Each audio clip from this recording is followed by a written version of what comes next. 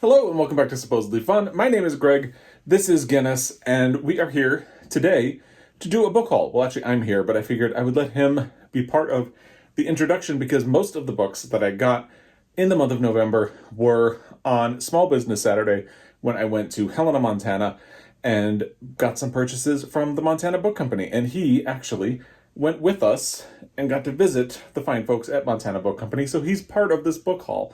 So I figured it would make sense to let him be here and say hello to everybody, and now I will stop bothering him and put him down and let him escape the library. So there are not a whole lot of books that I got in the month of November. With the holidays coming, we have to worry about like gifts and things like that. Most of the stuff that we purchased on Small Business Saturday were actually gifts for the holidays, but our shopping for Christmas 2021 is done. So that feels pretty good. I'm feeling pretty pleased about that. Admittedly, we did not have to shop for a lot of people this year. That definitely helped, but it's done. It's out of the way. It's good. So there aren't a whole lot of books here, but the fact that Small Business Saturday fell in the month definitely saved this book haul from being only maybe 2 books. The first one I need to talk about is actually not a physical book.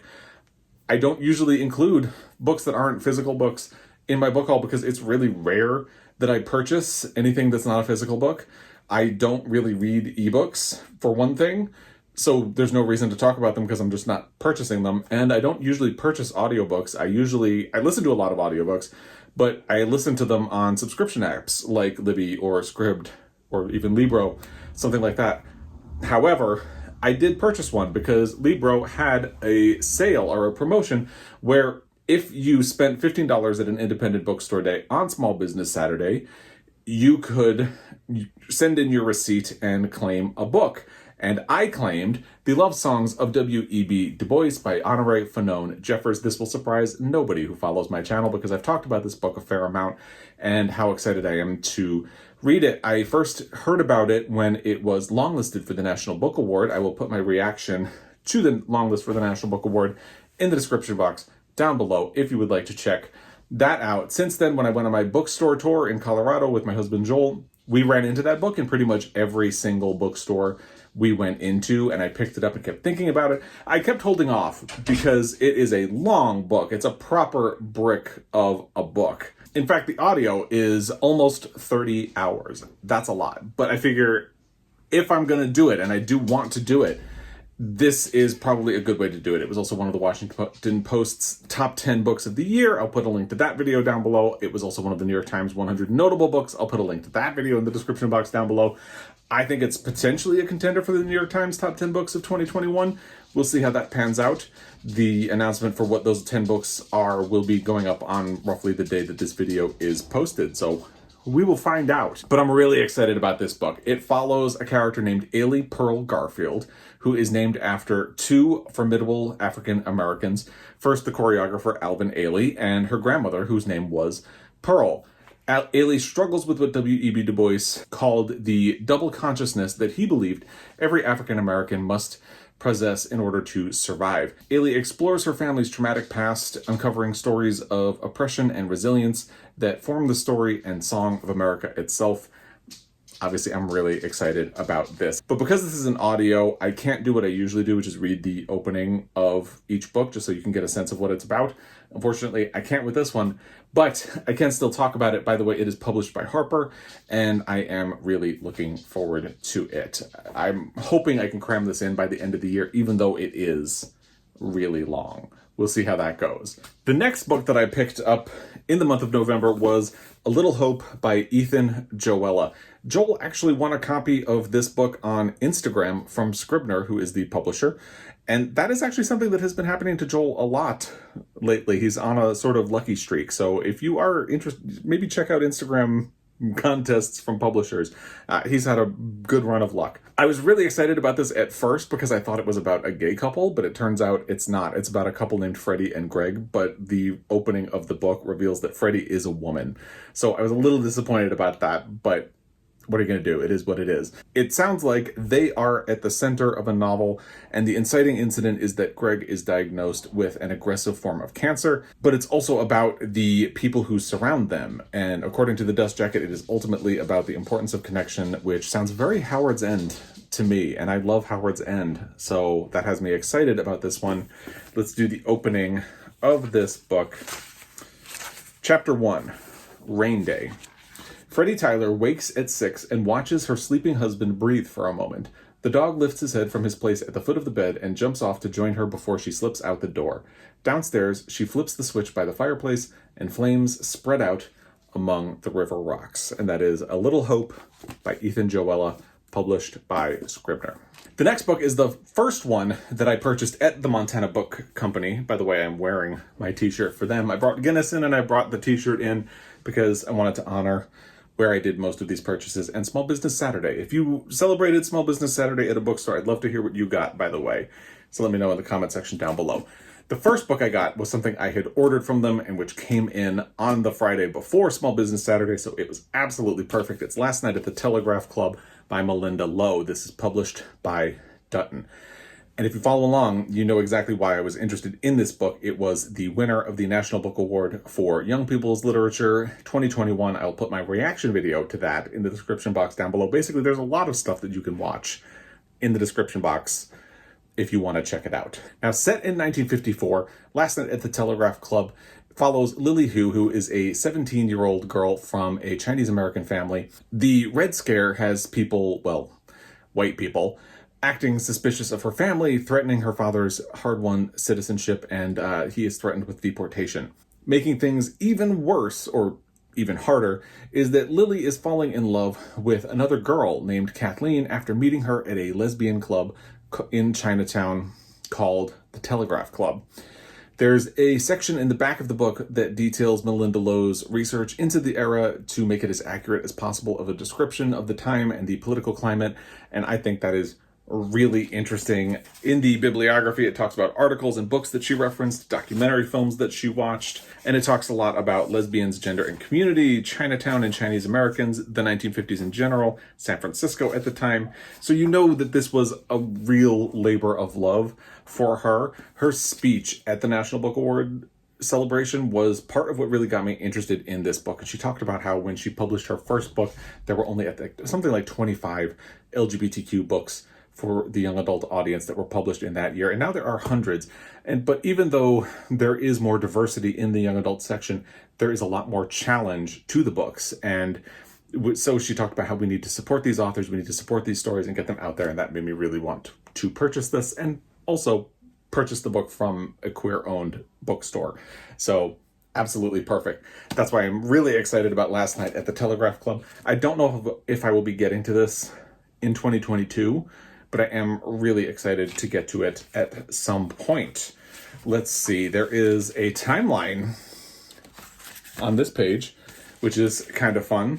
So there's a prologue and a first chapter. I don't know which one. Let's go with the prologue because it's right here, and that will be the opening that we will read of Last Night at the Telegraph Club by Malinda Lo. Prologue. The Miss Chinatown contestants were clustered together behind a canvas screen near the stage. They hadn't been there when Lily Hu walked past the same area 15 minutes earlier on her way to the bathrooms, and there was something startling about their sudden appearance. Lily was 13, and she couldn't remember if she'd seen a group of Chinese girls like this before. In bathing suits, in high heels, their hair and makeup perfectly done. They looked so American. That is Last Night at the Telegraph Club by Malinda Lo, winner of the National Book Award for Young People's Literature, published by Dutton. The next one might seem a little bit silly, might seem like a little bit of a gimme. We had to purchase the original book by Benjamin Alire Sáenz, Aristotle and Dante Discovered the Secrets of the Universe. Now, I've been talking a lot about the sequel that just came out, Aristotle and Dante Dive into the Waters of the World, which is why this is probably not a surprise. I'm a big fan of both books. I just finished this one and talked about it in my last Friday Reads video. I'll put a link to that in the description box down below if you'd like, but I had never had a copy of the first one because I actually read the first one as an ebook. So I probably do still have a copy of it, but I don't read ebooks anymore. And I wanted to have a copy to pair with Aristotle and Dante Dive into the Waters of the World. We originally wanted to get a hardcover version of this, but with the supply chain, Montana Book Company was unable to get it, so we made do with the paperback. By the way, it's published by Simon & Schuster, and really there's no way to talk about this book and the sequel without spoiling what happens in this book, and I feel like I'm going to try to talk about this book without talking about the sequel, so if you haven't read either one of them, you can go into this book and not really be spoiled about what happens at the end of this. Because what happens at the end of this book comes as something of a surprise if you don't pay too much attention to the fact that there's a Stonewall Award and a Lambda Literary Award sticker on the front of the book. I knew that those were there, but for the first half of the book, I was a little confused as to why they were there, and then it makes sense once you get to the end. Suffice it to say, teenagers Aristotle and Dante meet in the late 1980s and become friends and change each other's lives forever. It is a really beautiful book. I would highly, highly recommend it. So I've already read this. I am going to reread this, but I'm probably going to reread this on audio because I did Aristotle and Dante Dive into the Waters of the World on audio, which is read by Lin-Manuel Miranda, and he also reads this first book. So I read the book the first time in ebook format, but when I go back, I'll probably do audio. But still, we really wanted to have a copy to have on the shelf with Aristotle and Dante Dive into the Waters of the World. And now we do, because now Joel read these both this year, and he is a big fan as well. Let's do the opening of this book. Chapter 1. One summer night I fell asleep, hoping the world would be different when I woke. In the morning when I opened my eyes, the world was the same. I threw off the sheets and lay there as the heat poured in through my open window. And that is Aristotle and Dante Discover the Secrets of the Universe by Benjamin Alire, Sáenz, published by Simon & Schuster.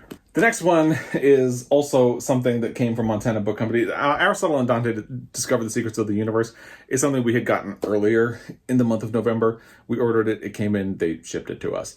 So it was not actually a Small Business Saturday purchase. This one is, and there is a reason we got it. So Charlie from Montana Book Company recommended Work Like Any Other by Virginia Reeves over the summer. Joel read this and really loved it. I need to read it before the end of the year because for their reading checklist for 2021, I need to read a book by either an author who is local to my area or a book about my area. And Virginia Reeves is a Montanan. So that was a recommendation, and Joel really loved it.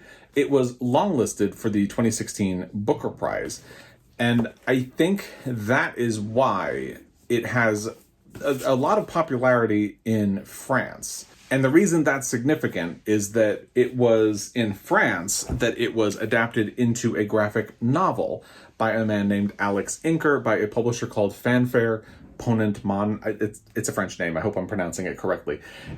And so it was adapted into a graphic novel in France, and now it has been readapted into English, translated by a woman named Montana Kane, and the copies of it were ordered by Montana Book Company because Charlie is such a fan of the book, and here it is. Because I'm hoping that I'm going to read the book by the end of the year. I feel like it would be a cheat to read the graphic novel since technically it's by Alex Inker, even though it was inspired by Virginia Reeves. So I'm going to read the book.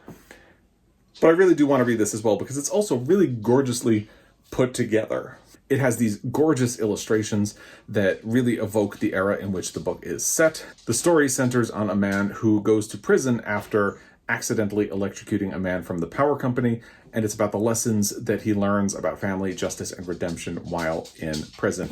Now, I am not going to read the first line of the book because I feel like it's a weird thing, but again, this is just a beautiful book. I don't know of any bookstore that has this other than Montana Book Company, so if you are interested, give them a shout. It is signed by Virginia Reeves because I believe she lives in Helena, which is where the Montana Book Company is. And look at that fun illustration as well.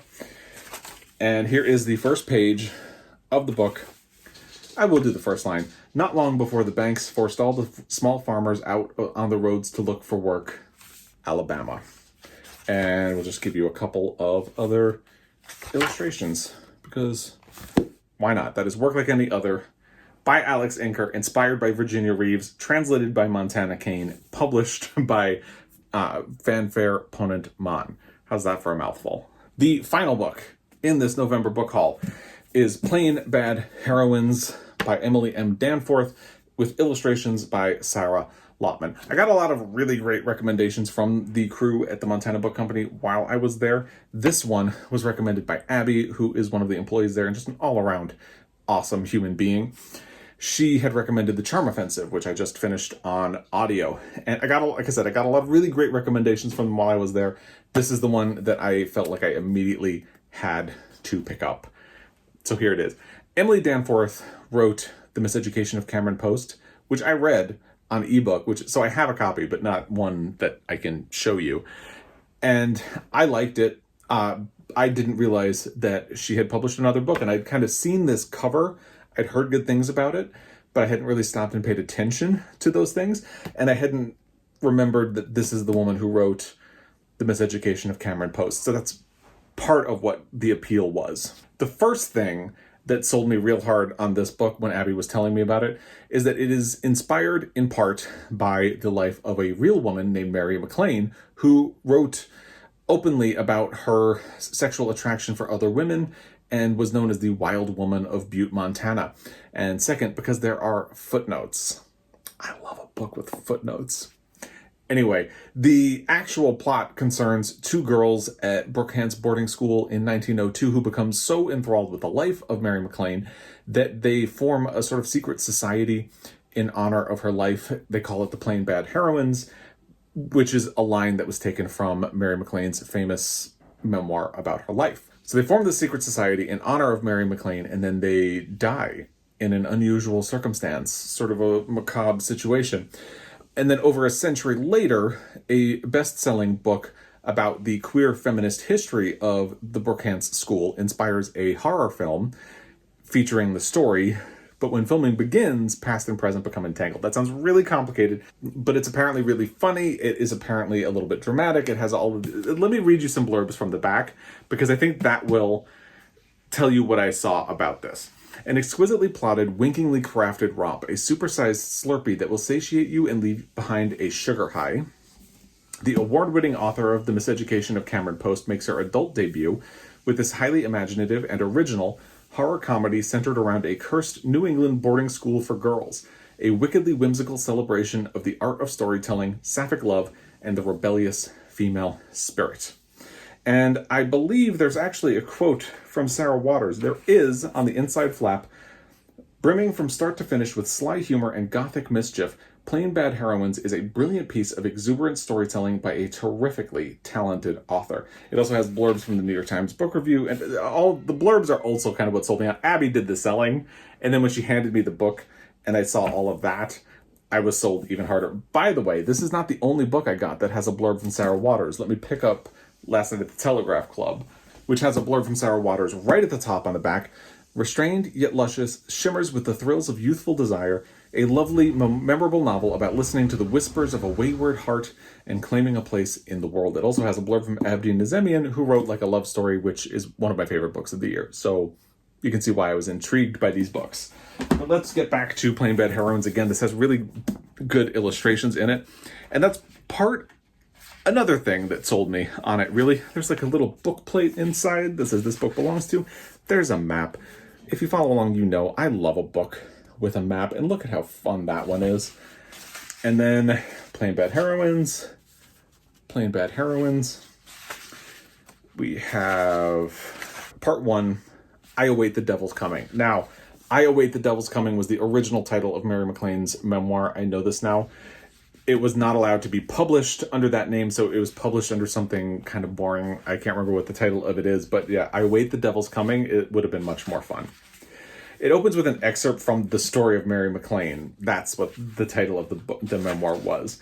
But let's skip to the actual beginning of the book. One macabre afternoon to begin. It's a terrible story, and one way to tell it is this. 2 girls in love and a fog of wasps cursed the place forever after. Maybe you think you already know this story because of the movie made of it. Not so, but you'll discover that soon enough. For now, let me acquaint you with Vespula maculifrons, the eastern yellow jacket. If you're imagining some do-gooder honeybee humming about the pastel pages of a children's book, don't. And that is Plain Bad Heroines by Emily M. Danforth with illustrations by Sarah Lotman, published by William Morrow. Really excited about that. Really excited about all of these books. Let me hold them up for you one more time. I don't have Work Like Any Other, which technically I didn't get this month, actually. So let me get that one out, and let me get Aristotle and Dante Dive into the Waters of the World out. And there you have the books that I brought into my library in the month of November, and also the Love Songs of W.E.B. Du Bois. If you have feedback on any of these books, I would love to hear it in the comment section down below. Let me know what you got on Small Business Saturday if you shopped at an independent bookstore. If you didn't, let me know what you did on Small Business Saturday anyway. And I'd also love to hear if you have thoughts and feedback or recommendations based on these books or any others. As always, I really appreciate your time, and I will be back. Until next time, happy reading.